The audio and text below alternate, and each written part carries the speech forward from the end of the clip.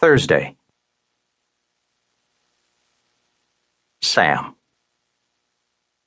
Even at 11 in the morning, the distant Badlands shimmered from San Kelvig's vantage point on Telegraph Hill, the refracted heat waves licking at the horizon like a campfire. He tugged the bill of his ball cap low over his eyes, then reached for the binoculars and drew them up. Not even noon, 92 degrees, the hottest part of the day still to come, and the blast furnace of August lurking in the near future. Damn, Sam thought. A guy could almost wish for October, and an early snow. Almost. He started his scan from the northeast, as always, where the edge of town eroded into the bend of the highway. A half-mile down the road, a flashing yellow light signaled Williston to the left, Watford City straight ahead, two boomtowns tucked into the folds of scoria far beyond Sam's searching eyes. North Dakota, the Bakken oil formation and all that goes with it. In all his 53 years, Sam had been happy to keep his feet largely in Montana, thank you very much. He'd enjoyed the innate superiority of being a Montanan in a border town.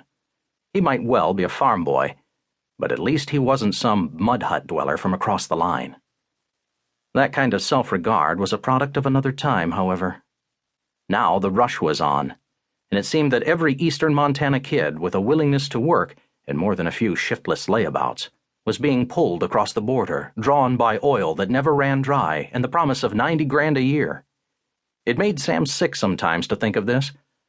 How easily the money flowed out there, and how hard he'd worked throughout his life to make that kind of dough. He remembered well the first year he and Patricia had seen more than $50,000 on their tax return. The way they'd looked at each other as if their fleet of ships had come in. Now the dropout kid next door made more than Sam did. With that came another shift in thought, and he was back where he so often landed these days. It seemed sometimes that Grandview High pumped out the kids onto a conveyor belt to the oil fields. But his own son had run, hard and fast, in the other direction.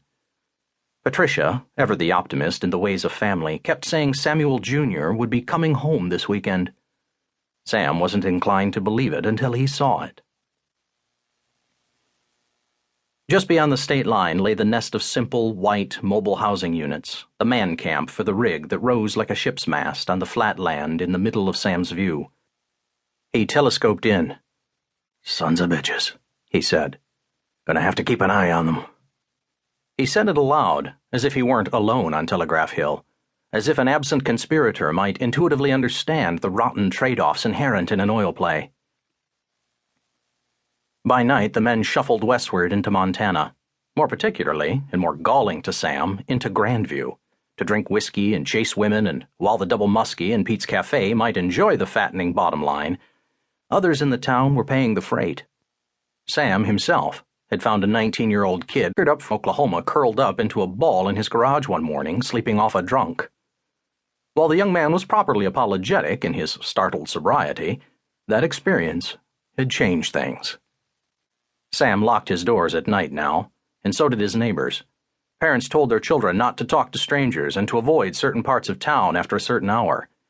In a burg of 600 souls, who would have imagined that a town could be so segmented? Not long ago, there were no strangers, Sam often lamented to his pals down at the Country Basket. He let the binoculars drop to his chest. Then he pulled a bandana from his back pocket and wiped his brow. At the farm and feed, before leaving on an early lunch break for this reconnaissance mission, Sam had looked up the 10-day forecast on the office computer and braced himself for the result.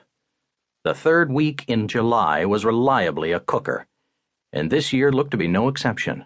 High 90s across the board for the weekend, with brief scatterings of rain in the evenings.